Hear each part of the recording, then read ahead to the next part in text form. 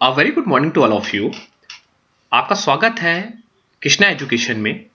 आज लेक्चर 8 फिर से मैं ये कंटिन्यू लेक्चर है 7th का। आज फिर एक नया प्रॉब्लम डिस्कस करेंगे numerical on resolution of the forces पे। मेरा थंबनेल 7 का और 8 का सेम है क्योंकि उसमें मैंने एक न्यूमेरिकल और डिस्कस किया था। इसमें नया न्यूमेरिकल लेके आया तो आपका अप्रोच और क्लियर हो जाए। तो बेसिकली ये एक मेरा न्यूमेरिकल है। इसमें आप आज ये फिर से एक न्यूमेरिकल रेजोल्यूशन ऑफ फोर्सेस पे हम लोग करेंगे। देखिए इसमें क्या है कि लैंग्वेज को पढ़ के डायग्राम बनाने की प्रैक्टिस करना है पहले तो हमें।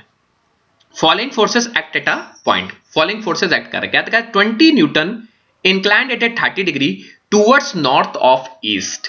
नॉर्थ ऑफ ईस्ट की तरफ 20 न्यूटन मतलब नॉर्थ उत्तर दक्षिण। आपको मालूम ये उत्तर है ये दक्षिण है ये आपका पूरब है पश्चिम है। तो कह रहा है उत्तर और पूर्व के बीच में 20 न्यूटन का एक फोर्स लगता है 30 डिग्री पे।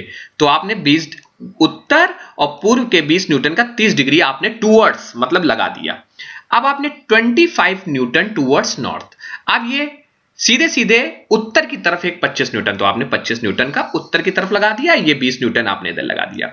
इसके बाद 30 Newton towards north west. 30 Newton north west मतलब यानी उत्तर और पश्चिम की तरफ लगता है। तो उत्तर पश्चिम की तरफ आपने डायग्राम बनाने की भी प्रैक्टिस आप करिए। और 45 डिग्री यहां से 30 डिग्री ये जो अच्छा ये 45 डिग्री क्यों लिया क्योंकि इन दोनों का बीच जब बेटा 90 डिग्री है तो इनके बीच ही किससे जाएगा तो उनका एंगल कितना हो जाएगा 45 डिग्री। या तो ऊपर वाला 45 लीजिए या नीचे वाला 45। And 35 newton 40 degree.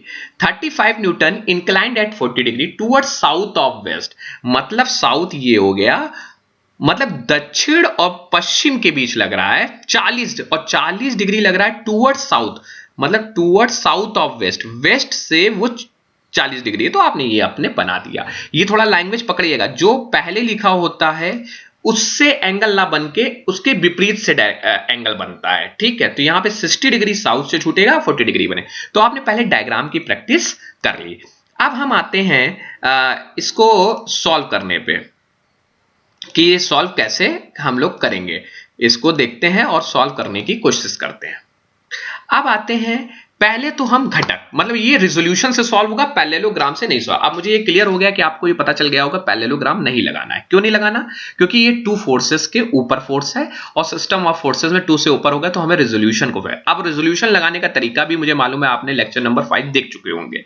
उसमें लेक्चर नंबर 5 में क्या है कि आप पहले हॉरिजेंटल कंपोनेंट लेंगे और वर्टिकल कंपोनेंट लेंगे दोनों का स्क्वायर करेंगे। वो स्क्वायर किसके बराबर होता है रिजल्टेंट के बराबर होता है। वही हमारा मैग्नीट्यूड निकल आता है परिणामी का और फिर उसके बाद हम उसका एंगल निकाल लेते हैं। ठीक है अब मेरे भाई कि कंपोनेंट बांटने में थोड़ी दिक्कत आ रही होगी मैं सोचता हूं। फिर मैं आपको यहां आज कंपोनेंट बताता हूं बिल्कुल बेसिक से अलग अलग सबका बताता हूं। देखिए इस 20 न्यूटन के दो कंपोनेंट होंगे। कौन कौन से दो कंपोनेंट होंगे एक पहला कंपोनेंट ऐसे एक दूसरा कंपोनेंट ऐसे। तो दोनों के एरो कैसे एक का एरो ये एक का एरो।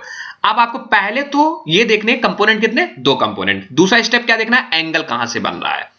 एंगल 30 डिग्री यहां से बन रहा है तो ये वाला कौन सा हो जाएगा कॉस। और दूसरा सोचना ही नहीं है ये कितना हो जाएगा साइन। एंगल कितना 30 डिग्री तो साइन 30 डिग्री और कॉस 30 डिग्री। और किसका ये कंपोनेंट है 20 के कंपोनेंट इसलिए 20 आगे लगा दो सब जगह। तो दो भाई कौन से तो कोई पूछे हॉरिजेंटल कौन सा है ये हॉरिजेंटल है और ये कौन सा है वर्टिकल है। क्लियर। अब आ जाइए दूसरे फोर्स को 25 न्यूटन का किसी एंगल पे लगा 90 लेकिन ये तो सीधे सीधे लगा। जब इंक्लाइंड होता है तब हम लेते हैं तो सीधे सीधे यहां कॉस की वैल्यू कितनी हो जाएगी 90 डिग्री और साइन की वैल्यू भी कितनी हो जाएगी 90 डिग्री। आप जैसे ही वैल्यू रखेंगे cos 90 तो वो 0 मिल जाएगा साइन 90 आपको 1 मिल जाएगा। तो ये हॉरिजेंटल भी है और वर्टिकल भी है इसके लिए। अब आ जाइए इसके लिए कंसीडर करते हैं। बड़ा ध्यान रखिएगा इस 30 न्यूटन के लिए ध्यान दीजिए। आप लोग गलती कहां करेंगे मुझे मालूम है। 30 न्यूटन बाहर की तरफ लग रहा है तो इसके दो भाई एक तो भाई ऐसे आएगा एरो इसका ऊपर एक भाई आपका ऐसे जिसका एरो ऐसे। मैं थोड़ा कलर चेंज कर लेता हूं तो आपको क्लियरिटी हो आपको मैं ये अब देखिए ये वाला क्या होगा कोई बता सकता है। ये वाला कंपोनेंट अब आपको देखना एंगल कहां से बन रहा है एंगल यहां से बन रहा है। तो ये वाला कॉस कौन सा कॉस 45 डिग्री और ये वाला कितना साइन 45 डिग्री। और ये कितने किसका बन रहा है, 30 वाले का बन रहा है, तो 30 आगे जिस फोर्स का बन रहा है वो फोर्स आगे, और कौन सा डायरेक्शन में बन रहा है वो एंगल, और कितने पे बन रहा है वो एंगल की वैल्यू। अब ये आपने रख दी। अब इस वाले को देखिए, तो मैं थोड़ा सा इस वाले को देखने के लिए आप यहां पे डायग्राम बना लेते हैं हम लोग, या मैं हटा देता हूं, इरेज कर देता हूं, ये इरेज कर देता हूं यहां पे ये, तो ये तो आपको पता चल गया। अब इस वाले का देखते हैं हम लोग, इस वाले का देखते हैं, तो यहां पे हमें इस 35 न्यूटन में गलती क्या करोगे, 35 न्यूटन के भाई क्या होंगे, एक भाई ये और एक भाई ऐसा। मैं थोड़ा सा कलर फिर चेंज करता हूं,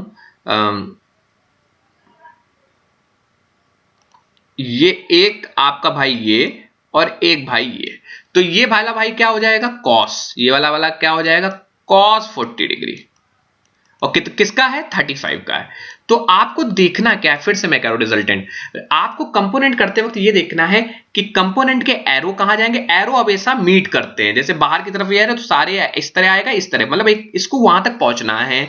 और दूसरा एंगल कहां पे बनाता है, एंगल आपका एक्स एक्सिस से बना रहा है तो वो आ जाएगा कॉस, और वर्टिकल हो जाएगा साइन, और उसके आगे उस फोर्स की वैल्यू रख दी, और वो वैल्यू हमारे हॉरिजॉन्टल कंपोनेंट और वर्टिकल कंपोनेंट। आप देखिए सारे हमने कंपोनेंट बांट दिए, अब एक एक करते हैं।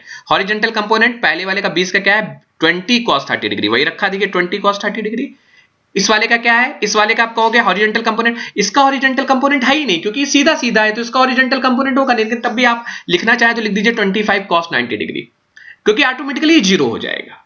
इसके बाद इसका क्या होगा, इसका हॉरिजॉन्टल कंपोनेंट बाहर की तरफ आ रहा है, लेकिन आप ये नहीं करेंगे कि एरो इधर आ रहा है, तो आप लिखिए पहले 30 cos, ये 135 डिग्री इन्होंने लिखा है, कोई बता सकता है क्यों ऐसा लिखा है, क्योंकि 30 cos 135 नहीं, तो आप बताएं क्या करिए, बिल्कुल लॉजिक से आप ये देखिए, आपने क्योंकि इसको 45 डिग्री इधर किया है, तो आप देखिए ये आपको नंबर सिस्टम में मालूम है, आपको हमने बताया था इधर जाने वाला हॉरिजॉन्टल क्या होता है माइनस, इधर आने वाला एरो क्या होता है प्लस, ऊपर जाने वाला क्या होता है प्लस, और नीचे जाने वाला क्या होता है माइनस। तो ये वाला हॉरिजॉन्टल कंपोनेंट का एरो क्या है, इधर आ रहा है, तो इधर आ रहा है तो माइनस, आप लिख दीजिए माइनस 30 cos कितना, यहां पे 135 डिग्री ले, आप 135 डिग्री ना लिख के आप यहां पे सिर्फ 45 डिग्री लिख दीजिए।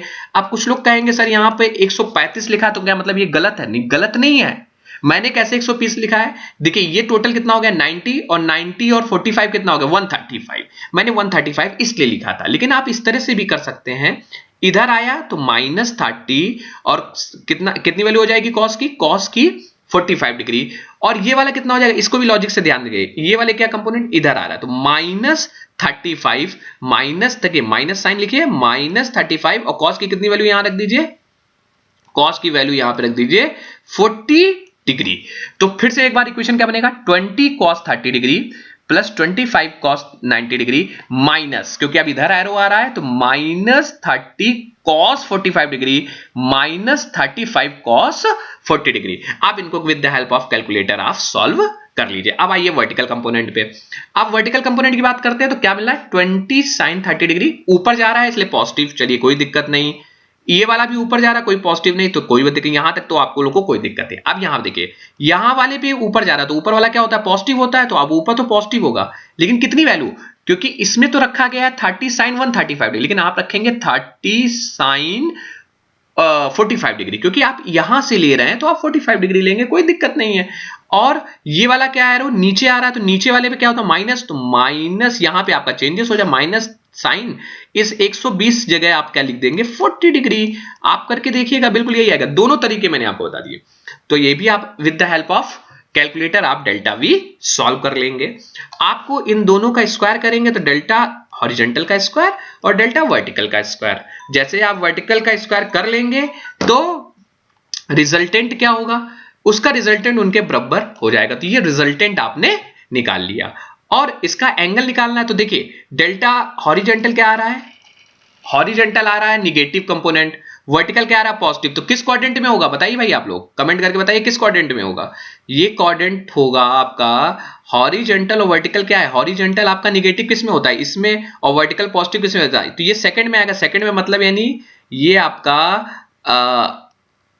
90 टू 180 के बीच में चलेगा, 90 टू 180 के बीच में चलेगा, 90 टू 180 के बीच में कहीं लाई करेगा। अब 90 टू 180 के बीच में लाई करेगा तो 180 माइनस दिस एंगल, जो एंगल आपने निकाला उतना माइनस, उतने पे रिजल्टेंट आपका क्या करेगा लग जाएगा। तो this is the whole concept of how to solve this numerical. फिर से मैं बता दे रहा हूं, कोई चेंजेस नहीं है, कोई ये नहीं है कि ये गलत न्यूमेरिकल लगाया तो मैंने आपको तरीका बताया, आप रिजल्टेंट बांटिए। कुछ लोग यहां से एंगल कैलकुलेट